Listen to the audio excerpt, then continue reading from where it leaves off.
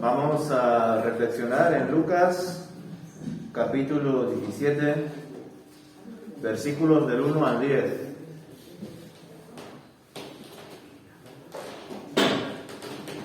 Dice el autor: cierto día, Jesús dijo a sus discípulos lo siguiente: siempre habrá tentaciones para pecar, pero ¿qué aflicción le espera a la persona que provoca la tentación?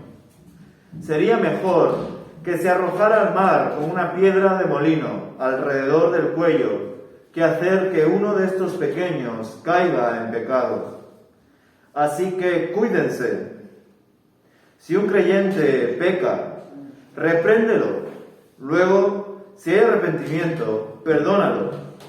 Aun si la persona te agravia 7 veces al día y cada vez regresa y te pide perdón, debes perdonarla. Los apóstoles le dijeron al Señor: muéstranos cómo aumentar nuestra fe. El Señor respondió: si tuvieran fe, aunque fuera tan pequeña como una semilla de mostaza, podrían decirle a este árbol de moras: desarráigate y plántate en el mar, y les obedecería. Cuando un sirviente vuelve de arar o de cuidar las ovejas, ¿acaso su patrón le dice: ven y come conmigo? No, le dirá: prepara mi comida, ponte el delantal y sírveme mientras como. Luego puedes comer tú. ¿Y le agradece el amo al sirviente por hacer lo que se le dijo que hiciera? Por supuesto que no. De la misma manera, cuando ustedes me obedecen, deben decir: somos siervos indignos, que simplemente cumplimos con nuestro deber. Hasta aquí vamos a dejar estas distintas enseñanzas y exhortaciones que realiza el Señor Jesús principalmente a sus discípulos. Sabemos que ya es un día diferente a cuando contó la parábola del rico y Lázaro. Sabemos que ahora no se está dirigiendo principalmente a sus enemigos, a los líderes religiosos corruptos, sino que está capacitando, o mejor dicho, está continuando con la formación de sus discípulos. En medio de todo esto vemos que él está hablando de una situación futura, ¿verdad? Incluso de alguna forma el Señor Jesús está aceptando que este mundo va a ser así. Este mundo va a estar lleno siempre de escándalos, dirá la Reina Valera, o de tentaciones, como la versión Nueva Traducción Viviente. En definitiva, vemos que apuntan a lo mismo, porque el escándalo se refiere, ¿verdad?, a palabras o hechos que chocan con nuestros motivos y nuestras razones y principios morales. Por tanto, todo aquello que nos escandaliza, de algún modo nos perturba, ¿verdad?, nos incomoda, incluso nos puede llevar a imitarlo o a tentarlo, nos tienta de alguna forma que sin duda nos puede afectar. Por esta razón el Señor Jesús nos muestra que siempre habrá tentaciones, siempre habrá piedras de tropiezo, siempre surgirán momentos donde se dará, desgraciadamente, ocasión al pecado. Pero el Señor Jesús no está tan preocupado porque esto exista, porque hayan escándalos o tentaciones. A Jesús le preocupa por parte de quién o de quiénes vienen estos escándalos o estas tentaciones. Por eso incide en el versículo 3 a sus discípulos que se cuiden para que, por supuesto, a través de ellos no venga ni una sola tentación o escándalo a otros. Es cierto que él hace referencia que pobre de aquel que tiente, perturbe, condicione a los más pequeños. Según varios autores, probablemente Jesús, cuando estaba diciendo esta enseñanza, cuando se estaba haciendo referencia hacia los pequeños, estaba señalando a los niños.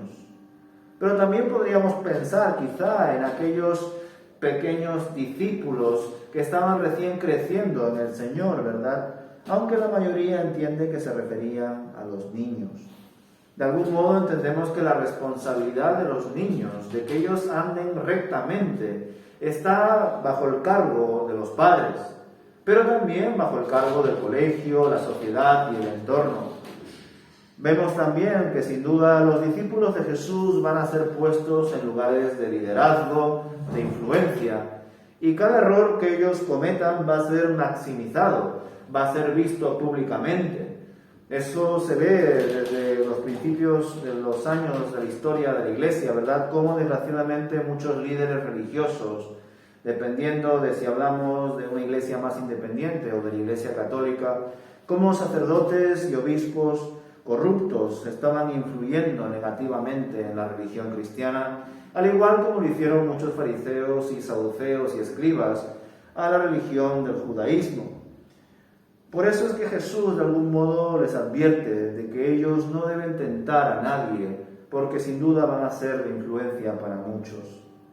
Pero junto con esta importancia de cuidarse, de cuidar su testimonio, su forma de comportarse, lo que enseñen, les enseña también a su vez un punto fundamental para todos nosotros, el valor del perdón.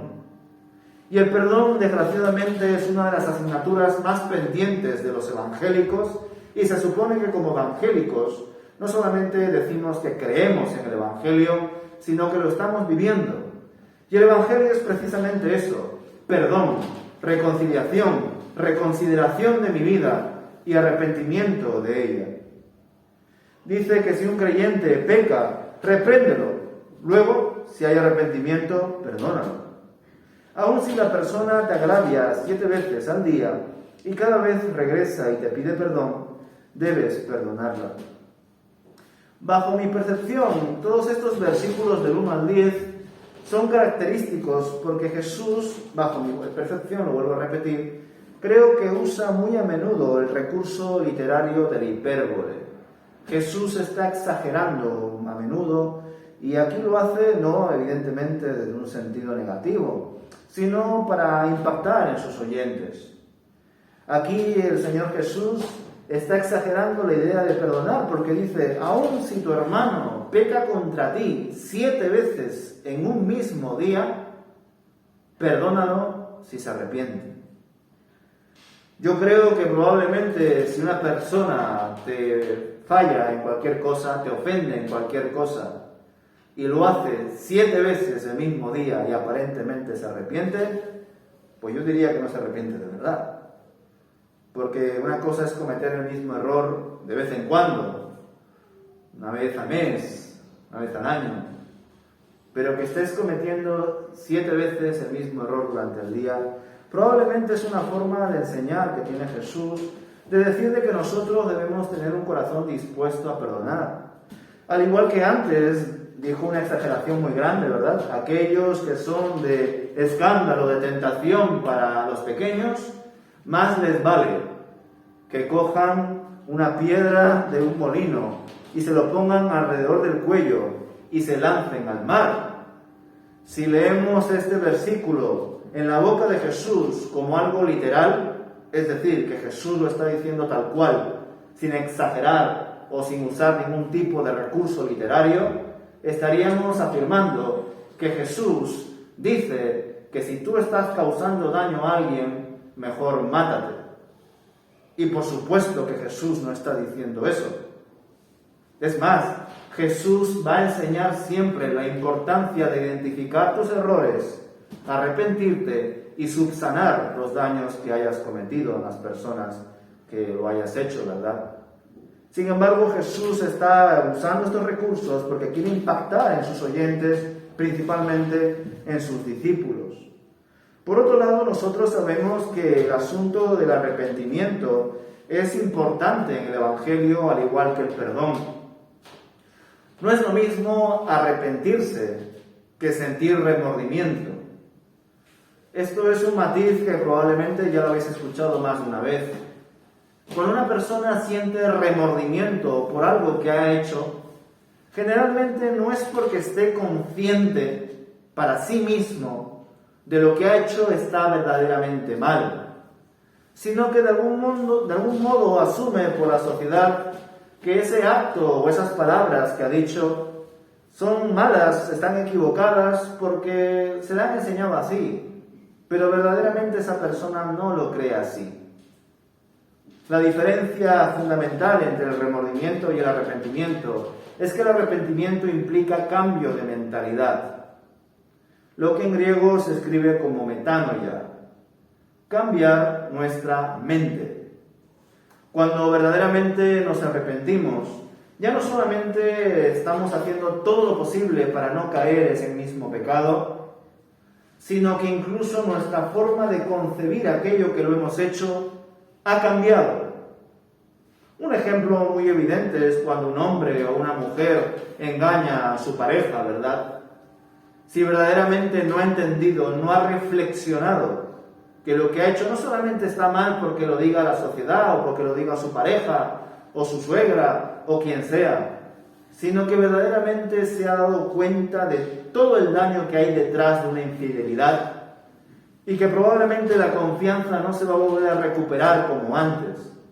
Cuando verdaderamente piensa en todo esto y no solamente lucha por no volver a hacerlo, sino que su mentalidad cambia, hace un clic. Esa es la diferencia entre un remordimiento y un arrepentimiento. A efectos prácticos, la diferencia también entre un remordimiento y un arrepentimiento es que la persona que verdaderamente se arrepiente muy probablemente no comete el mismo error. Sin embargo, la persona que dice, sí, es cierto, he cometido un error, soy culpable, pero luego vuelve a cometer lo mismo, como aquel hombre o aquella mujer que es infiel a su pareja y lo reconoce y le dice, marido, esposa, no lo voy a volver a hacer, pero a la semana siguiente lo vuelve a hacer, es porque verdaderamente no se ha arrepentido, no ha tenido un cambio de mentalidad, simplemente ha dado palabras y conductas de remordimiento, pero no ha habido un cambio de corazón ni de mente. Por eso es cierto que aquí aparentemente Jesús está hablando de la importancia de perdonar cuando alguien te pide perdón y se arrepiente. Pero nosotros sabemos que para cuidar muchas veces nuestro propio corazón, no solamente debemos perdonar a aquel que se arrepiente, sino que muchas veces nos vemos en situaciones difíciles donde aunque nos cueste, debemos perdonar a aquellas personas que nos han ofendido y que no nos han pedido perdón. Y el ejemplo de ello, el más claro, es Jesús, mientras estaba siendo clavado en la cruz, y por supuesto, las personas que lo estaban clavando, no estaban clavando y diciéndole a Jesús, perdón Jesús, y luego otra vez clavando y luego perdón Jesús, y luego otra vez clavando y luego perdón Jesús. No fue así la historia. Ellos estaban clavando a Jesús porque era una orden y no creían que ese hombre era Dios.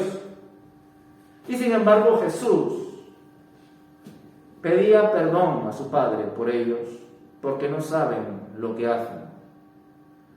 Hasta ese punto llega el inmenso y asombroso perdón de Dios, que ni siquiera necesita que la otra persona te pida perdón para hacerlo. Yo creo que muchos habéis escuchado esta famosa frase que dice lo siguiente: el rencor es como tomar un veneno y esperar que mate a tus enemigos. Y eso pasa con el rencor, el odio, el resentimiento.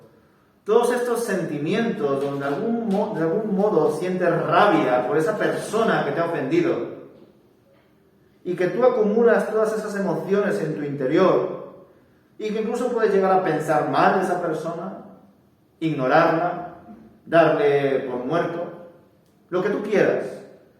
Pero nada de eso va a solucionar tu relación con esa persona y aún en las posturas más viles tampoco le va a hacer daño. Desgraciadamente mucha gente, incluso evangélicos, no son capaces de profundizar en la importancia del perdón y pese a hablar de Dios y pese a supuestamente creer en Dios, todavía sienten rivalidades por algunos hermanos o compañeros de ministerio o qué sé yo cada uno que tenga en su corazón. Y nosotros ya hemos aprendido por la parábola de los dos deudores, que aquel al que más se le ha perdonado, más ama. Y cuando nosotros somos verdaderamente conscientes de todo el inmenso amor de Dios por nosotros, canalizamos ese amor a los demás. Si yo soy consciente de toda la inmensa deuda que tengo delante de Dios y que por su Hijo no le debo ni un céntimo, ¿cómo voy a estar yo pidiéndole cuentas a otra persona? Pero claro, esto son palabras vacías si solamente las escuchamos y no las reflexionamos. Si nosotros recibimos estas palabras, estas enseñanzas, y no las interiorizamos de verdad, nuestra mentalidad no va a cambiar. Simplemente entrará por una oreja y saldrá por la otra. Quizá a alguno le parezca bonita la frase, pero ya está, no va conmigo, yo no lo entiendo, yo no lo voy a poner en práctica. Pero más allá de eso, nosotros sabemos que verdaderamente Jesús quería que todos profundicen en el perdón, porque Jesús no quería personas que hablen del Evangelio sin entender algo tan elemental del Evangelio como es el perdón. Y como he dicho, Jesús lo está compartiendo en un contexto de cuidarse a nosotros mismos. ¿Y cómo podemos cuidar a los demás si no estamos nosotros bien con nosotros mismos delante de Dios? ¿Cómo podemos cuidar de nosotros si no tenemos todas las cosas de algún modo puestas en orden delante del Señor? Por supuesto que no lo podemos hacer. Es por eso que independientemente de cuántas veces te falle tu hermano, tú debes perdonarle. Pero una vez más, creo que por más de todas estas enseñanzas preciosas que comparte Jesús, lo está diciendo en general. Porque si entendemos que es un hermano en la fe, de hecho, por ejemplo, la versión que yo tengo, la Nueva Traducción Viviente, directamente interpreta: si un creyente peca, repréndelo. Luego, si hay arrepentimiento, perdónalo. Una cosa es hablar de un hermano, pues, de la sociedad, de mi barrio, de mi sangre, de mi etnia, por decirlo así. Y otra cosa muy distinta es hablar de un hermano en la fe. Y por supuesto, si estamos hablando de manera literal de un creyente o de un hermano en la fe que te falla 7 veces al día y que aparentemente te pide perdón por ello, ya no estamos hablando de un hermano en la fe. Porque los hermanos en la fe se supone que son hermanos porque son hijos de Dios, al igual que nosotros. Son hermanos porque todos tenemos un mismo Padre en los cielos. Pero la palabra de Dios nos enseña que un verdadero hijo de Dios no practica el pecado. Puede caer puntualmente en él, pero lo aborrece, se avergüenza de ello. Y cuando se da cuenta de errores que comete, cada uno sabrá los que cometan, ¿verdad? Algunos quizá usar malas expresiones, malos gestos, palabrotas. Cada uno sabrá con qué está luchando en su corazón. Quizá apatía, quizá vagueza, quizá impuntualidad, falta de compromiso, falta de disciplina. No solamente debemos pensar en pecados como el adulterio, robar, matar, que son pues pecados ya que afectan a terceros. Cuando pensamos en todo esto nos damos cuenta de que, por supuesto, Jesús está hablando en líneas generales, porque ¿qué creyente que se precie va a fallar tanto y tanto en un solo día, verdad? Jesús probablemente estaría exagerando con este punto, no por enfatizar en que uno puede fallar muchas veces en lo mismo, en un mismo día, sino porque el punto sobre la I que quería poner Jesús es que nosotros debemos de perdonar siempre. De hecho, el número 7 en la mentalidad judía era un número perfecto, un número que habla de plenitud. Por tanto, cuando leemos en otro contexto paralelo, ¿verdad? Cuando el apóstol Pedro le pregunta a Jesús que cuántas veces debe perdonar a su hermano, y le dice, 7, Señor. Y el Señor Jesús le dice, no, 70 veces 7. Haciéndonos ver de que, por supuesto, cuando tu hermano te ofenda, no vas a tener un bloc de notas apuntando, a ver, el hermano ya lleva 485, te falta poco para cumplir los 70 por 7. Por supuesto que no. A tu hermano le tienes que perdonar siempre, aun cuando no se arrepiente, por cuanto, como ya hemos reflexionado, el rencor, la ira, todo ese resentimiento solamente nos hace daño a nosotros. Debemos dejar que esas emociones Dios las administre, Dios nos ayude a sacarlas de nosotros, porque no nos hace bien en absoluto. Luego, por supuesto, sabemos que el tema del pecado, del arrepentimiento, del reprender al hermano cuando lo encontramos en un error, aparece en Mateo capítulo 18 de una forma mucho más, vamos a decir, clara. Al menos el procedimiento de disciplinar a un hermano que ha cometido un error. Y por supuesto, con disciplinar me refiero a corregirlo en amor, no a señalarlo o a burlarse de él, ¿verdad?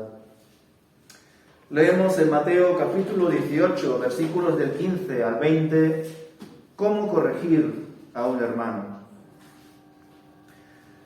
Dice así Mateo capítulo 18, del versículo 15 al 20.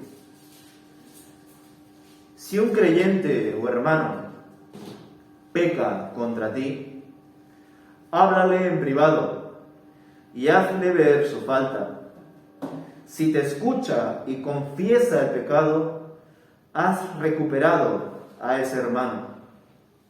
Pero si no te hace caso, toma a uno o dos más contigo y vuelve a hablarle, para que los 2 o 3 testigos puedan confirmar todo lo que digas.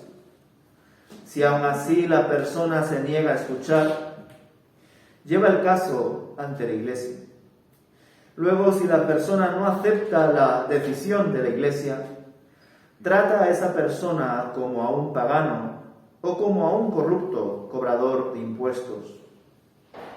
Les digo la verdad, todo lo que prohíban en la tierra será prohibido en el cielo, y todo lo que permitan en la tierra será permitido en el cielo. También les digo lo siguiente: si 2 de ustedes se ponen de acuerdo aquí en la tierra con respecto a cualquier cosa que pidan, mi Padre que está en el cielo la hará. Pues donde se reúnen 2 o 3 en mi nombre, yo estoy allí entre ellos. Aquí, por supuesto, Jesús está hablando con un tono muy distinto a como lo hace en Lucas capítulo 17. En Lucas capítulo 17 vamos a decir que deja muchos cabos sueltos.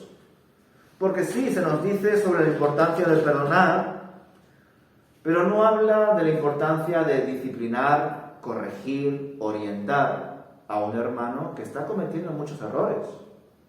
Porque, por supuesto, en el ámbito del perdón y del amor, no solamente está el hecho de tolerar a tu hermano, sino también de reprenderle, de corregirle, para que esa persona crezca. Si entendemos que el pecado son como cadenas que muchas veces nos atan y nos impiden andar en libertad, siempre vamos a querer que nuestros hermanos anden libres. Y la única verdad que le hace libres es la verdad de Cristo, y de su Evangelio y de su palabra.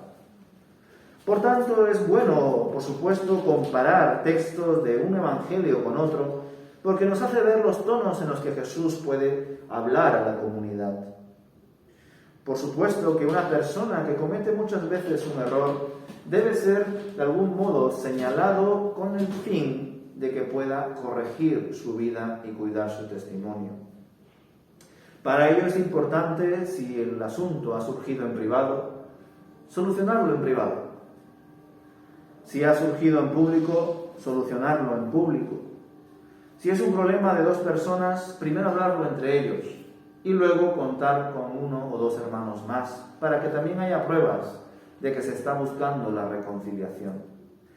Desgraciadamente, aunque esto está escrito en la palabra de Dios, en los evangelios y varias veces, casi siempre en las iglesias donde he podido visitar o predicar, He visto cómo muchos hermanos, cuando tienen un problema con otro hermano, no se lo dicen directamente en amor. Quizá no lo hacen por vergüenza o por miedo o por falta de personalidad, no lo sé.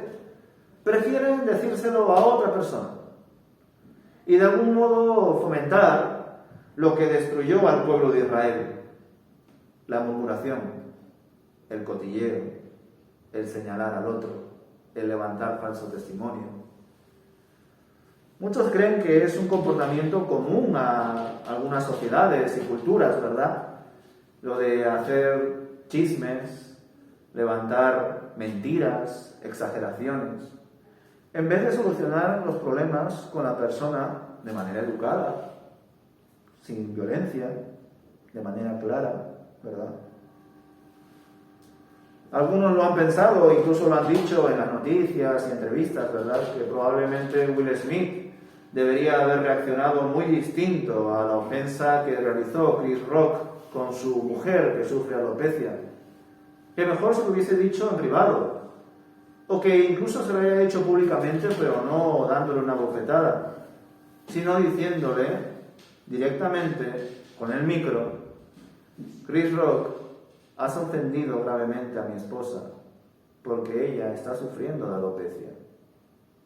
Yo sé que a ti te parece algo muy gracioso hablar de que es una mujer calva, pero para ella es un grave problema.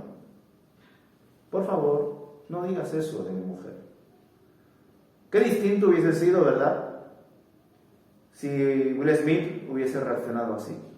Es más, probablemente muchas personas hubiesen enterado de que el padrino estaba de celebración, o que incluso Uma Thurman y también John Travolta, junto con Samuel L. Jackson, hicieron un guiño a Pulp Fiction, una película antigua que tiene pues mucho cariño por muchos cinéfilos. Pero bueno, tratando estos asuntos y haciéndonos ver que es bueno considerar el Evangelio según Lucas con otros evangelios, Jesús sigue enseñando a sus discípulos. Pero en esta ocasión cambia un poco el tema acerca de su enseñanza y pasa de hablar del perdón a hablar de la fe. Pero lo hace porque es preguntado por sus discípulos, según el versículo 5. Los apóstoles le dijeron al Señor: muéstranos cómo aumentar nuestra fe. Y el Señor respondió: si tuvieran fe, aunque fuera tan pequeña como una semilla de mostaza, podrían decirle a ese árbol de moras: desarráigate y plántate en el mar, y les obedecería. Este versículo 6 también es un versículo que, a diferencia de las otras enseñanzas, no es que la Iglesia no las tenga en cuenta, sino que las ha usado para pedir absolutamente lo que sea, como una especie de carta blanca para pedirle a Dios cualquier capricho. Y supuestamente Jesús dice que si lo hacemos en su nombre, pues se va a cumplir. Es más, también lo hemos leído en el capítulo 18, al final, ¿verdad?, de Mateo. Capítulo 18, versículos 19 y 20. También les digo lo siguiente: si dos de ustedes se ponen de acuerdo aquí en la tierra con respecto a cualquier cosa que pidan, mi Padre que está en el cielo la hará. Pues donde se reúnen 2 o 3 en mi nombre, yo estoy allí entre ellos. Estos dos versículos tienen muchísima relación con este versículo donde Jesús, en capítulo 17 de Lucas, versículo 6, les dice que incluso puede pedirle a un árbol que se desarraiga, se levante solo y se vaya al mar y se quede ahí. Algo, por supuesto, totalmente surrealista, que por ningún momento los apóstoles podrían imaginar. Nosotros sí, porque tenemos la ciencia ficción. El cine ya nos ha hecho ver de todo, ¿verdad? Pero pensemos en que estas personas eran, la mayoría de ellos, simples pescadores. Esto de, si tuvieseis, aunque sea un poco más de fe, como un grano de mostaza, que ya sabéis que era muy pequeño, podríais incluso levantar un árbol y ponerlo en el agua. Por supuesto, aquí Jesús continúa con ese carácter de exageración con sus oyentes, porque lo que les quiere hacer pensar es que, por supuesto, la fe de estos discípulos todavía era muy, pero que muy pequeña.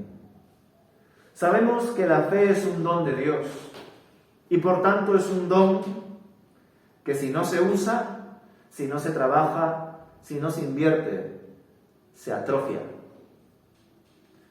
Yo sé que hay personas que consideran que la gente nace ya con el talento.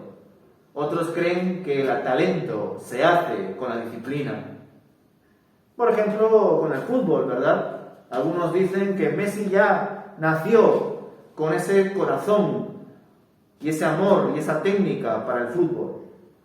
Y sin embargo, quizá Cristiano Ronaldo no, pero trabajó tan duro, hizo tanto ejercicio y se puso, pero que tan concentrado en su trabajo físico, que también ha llegado a ser un gran futbolista como Messi. Algunos dicen, Messi es el talento, nació con él. Cristiano es el trabajo. Pero más allá de esa discusión, nosotros sabemos que como creyentes somos llamados a trabajar en los dones espirituales que Dios nos da. Y por supuesto también a trabajar en mantener nuestras casas, nuestros hijos y todo lo que cada hombre y mujer debe cumplir como persona adulta y responsable. Pero más allá de eso, también debemos entender que, por supuesto, el uso de la fe y ese privilegio de pedir a Dios lo que queremos, tiene una regla muy clara. Aunque aparentemente incluso Dios dice que podemos pedir todo lo que queramos. Por supuesto que sí, pero siempre y cuando esté en la voluntad de Dios. Cuando nosotros nos deleitamos en Él, como dice el Salmo, Él cumplirá las peticiones de nuestro corazón. Yo sé que este Salmo suena a muchos. Cuando nosotros nos deleitamos en Dios, y no en mi ego, o en mis miedos, o en mis aparentes necesidades, cuando yo me deleito en Dios, lo que yo pido a Dios, muy probablemente va a estar en consonancia con lo que Dios tiene preparado y por tanto se va a cumplir. Como diría Santiago, ¿por qué no tenéis lo que pedís? Porque pedís mal, capítulo 4. Porque pedís para vuestros propios deleites. ¿De dónde vienen las guerras? ¿No es acaso de vosotros mismos? Pues sí. Aparentemente Jesús dice que cualquier cosa podemos pedir, pero desde luego, ¿qué honra y gloria le va a dar a Dios que nosotros, si tuviésemos este poder, a no ser que tengamos menos fe que un grano de mostaza? ¿Qué honra y gloria podría darle a Dios que un creyente tenga el poder, por la fe, de levantar un árbol y lanzarlo al mar, como si fuera Superman? Pues por supuesto que no tendría ninguna honra ni gloria. Es más, debemos recordar que durante toda la historia del Evangelio, muchas personas, multitudes y por supuesto los líderes religiosos, le decían a Jesús una y otra vez, mándanos una señal. Y cuando ellos decían, mándanos una señal, no se referían a señales en la línea de las profecías y de la voluntad de Dios, porque esas señales, hermanos, ya se estaban cumpliendo, ya se estaban dando y ellos no la estaban viendo. Ellos querían fuegos artificiales, sanidades espectaculares, ver volar árboles o a saber qué querían ver ellos. Esas señales querían ver, pero esas señales no honraban a Dios. Y si el propio Jesús, que por supuesto tenía más fe que un grano de mostaza, no levantó una montaña y lo llevó al otro lado para que todo el mundo crea, o no cogió un árbol de sicomoro o de lo que sea y lo puso al mar, o a saber qué cosas podía hacer Jesús como Dios, si Él no lo hizo, porque no era la voluntad de Dios, del Padre, y no le glorificaba, ¿qué haríamos nosotros? Diciendo, pero si Dios dice que podemos pedir cualquier cosa. Es más, aunque quizá pueda sonar muy directo o fuerte, si fuera así, si con solamente juntarnos 2 o 3 y pedir algo aparentemente bueno, ¿por qué no nos juntamos 2 o 3 y oramos por la paz? Oramos ahora mismo, 2 o 3, con mucha fe, por la paz del mundo. Por supuesto que no se va a cumplir. Porque la palabra de Dios nos enseña que no habrá paz en este mundo. Que la única paz que hay es la paz que nos da Jesús, que no es la paz de este mundo. Porque la palabra de Dios nos enseña que este mundo acabará por fuego, que cada vez habrá más catástrofes naturales, que cada vez habrá más guerras, hambrunas y enfermedades. Ahora bien, eso no quiere decir que no oremos en el tiempo en el que estamos, por las situaciones que vivimos, pero sin ignorar el destino final de este mundo. Por último, ya se encuentra la última enseñanza, relacionada con la importante labor que el siervo debe hacer, pero que aún haciéndola de manera completa, es un siervo indigno, o, según la Reina Valera del 60, inútil. El Señor Jesús le habla, ¿verdad?, de manera irónica a sus discípulos.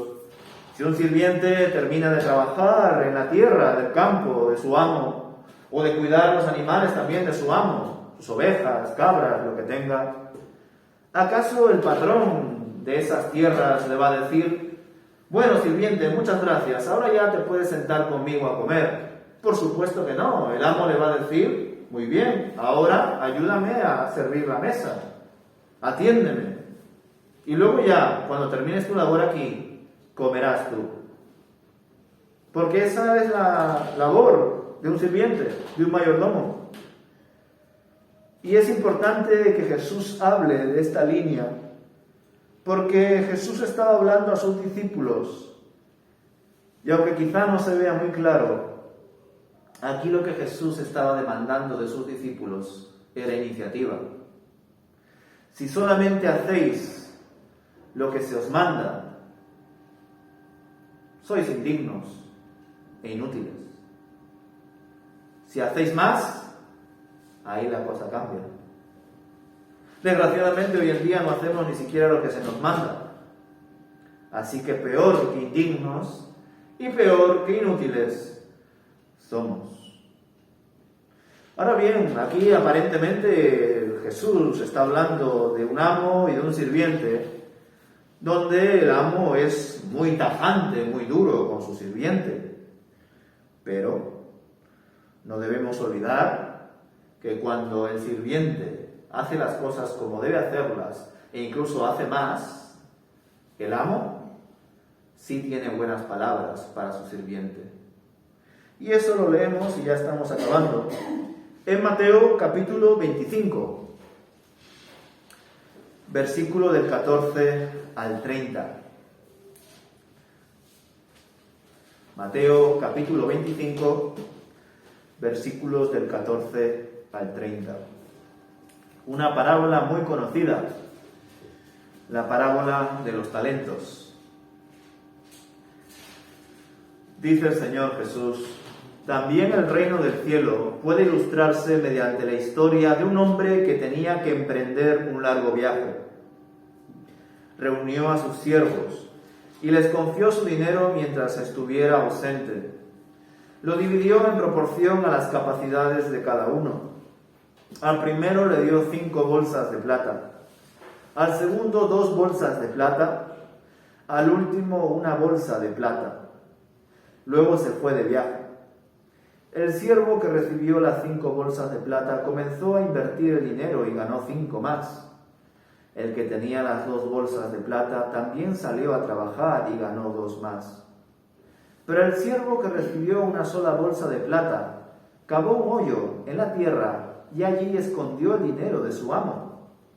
Después de mucho tiempo, el amo regresó de su viaje y los llamó para que rindieran cuentas de cómo habían usado su dinero.